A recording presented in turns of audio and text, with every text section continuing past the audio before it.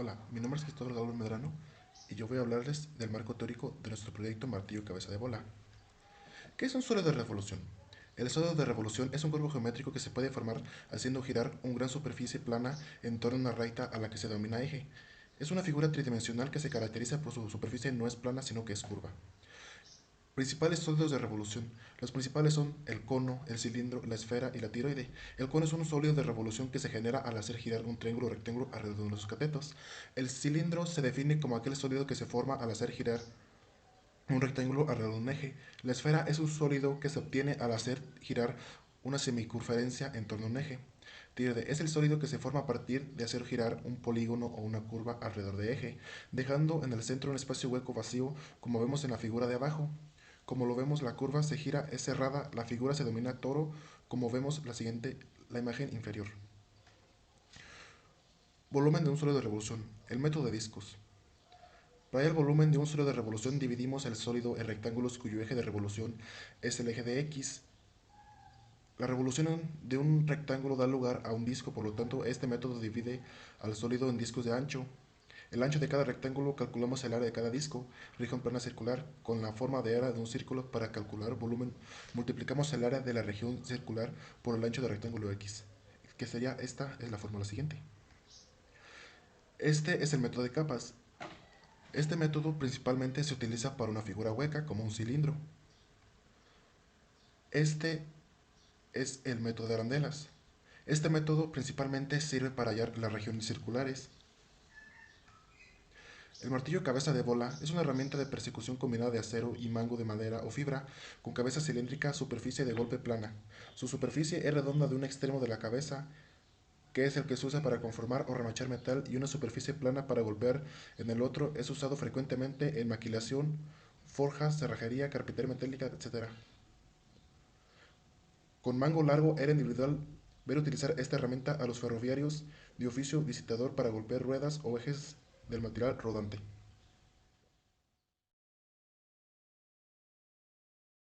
En esta parte del video se muestra cómo se desarrolla la parte del martillo. Primero se utilizó el plano alzado, que es este que se muestra.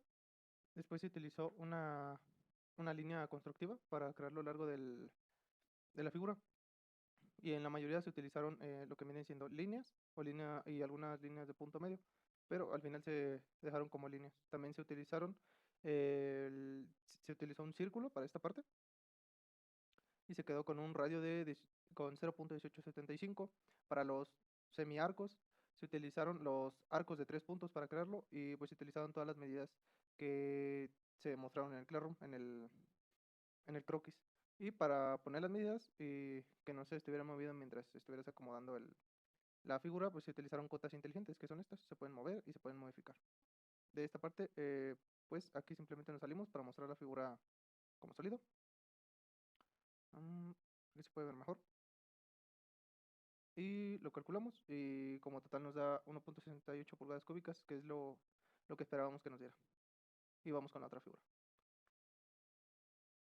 Para el otro proyecto, que sería el cabo del martillo, se utilizaron igualmente el plano alzado para tomar una referencia del centro y la línea constructiva, que nuestra línea constructiva mide 8.125, que si no me recuerdo, en el croquis del Classroom medía 8 pulgadas con un octavo, que se aproxima, pero no es exactamente la medida. De hecho, nos da una variación de 0.07 pulgadas. Nos da un poco más de lo debido, pero pues tal vez sea por lo mismo de que no nos quedó un poquito más largo, por nada. También se utilizaron lo que vienen siendo líneas de estas, con sus respectivos cotas inteligentes para no estarlas moviendo además el tamaño de las figuras y irlas acomodando. En cada una se utilizó su cota y su distancia y sus tamaños que mostraba en el croquis del Classroom. Por mi parte sería todo del proyecto de SolidWorks. Para la parte de GeoGebra, simplemente utilizamos el plano que estaba en Classroom, ya que si llegamos a utilizar el de SolidWorks nos daba un poquito menos de volumen aproximado. Ok. Para este paso se utilizaban puntos. Aquí se muestra cómo los fuimos colocando. Y entonces aquí simplemente se tenía que utilizar una entrada que era polinomio. Polinomio. Y la marcamos, por ejemplo, de JK. JK, ok, y después utilizamos otra entrada que se llama función y ponemos 0.09x más 0.34. Ok, en este caso era de JK, vamos a utilizar el que es de J, que es 0.55. Ujú, ok. Y el de K, que es 0.68. Le damos Enter y vamos a cambiar el color para verlo mejor. Está rojo. Y ya así lo íbamos agregando con todos los demás, empezando desde el C, obviamente, así del C, D, del E al E, del E al F y así sucesivamente. Y así se va generando con cada uno de las entradas y de los polígonos. Y al final se va a mostrar el volumen total aproximado que sacamos de las figuras. No sale exactamente al que se esperaba en SolidWorks, pero se aproxima mucho también porque pues hay una variación de tamaño. También no es perfecto el croquis que estaba en Classroom, no es exactamente a la medida, pero se intentó acercar lo más posible el volumen aproximado. Como mi compañero Jesús comentó anteriormente, se agrega la imagen, en este caso es la del cabo del martillo. Se colocan los puntos, pero solo en lugares estratégicos para no usar muchos. En la entrada se utiliza el polinomio y también la función para sacar un rastro. En este caso, el color rojo. Aquí se muestran los puntos en la punta del cabo, que son los que van recorriendo todo el croquis, con un largo de 8 pulgadas y un octavo. En el mismo archivo también realizamos la parte trasera del cabo, como se muestra aquí. Y bien, pues el cabo fue el más sencillo de realizar en GeoGebra. Bueno, aquí muestro todos los cálculos que se hicieron.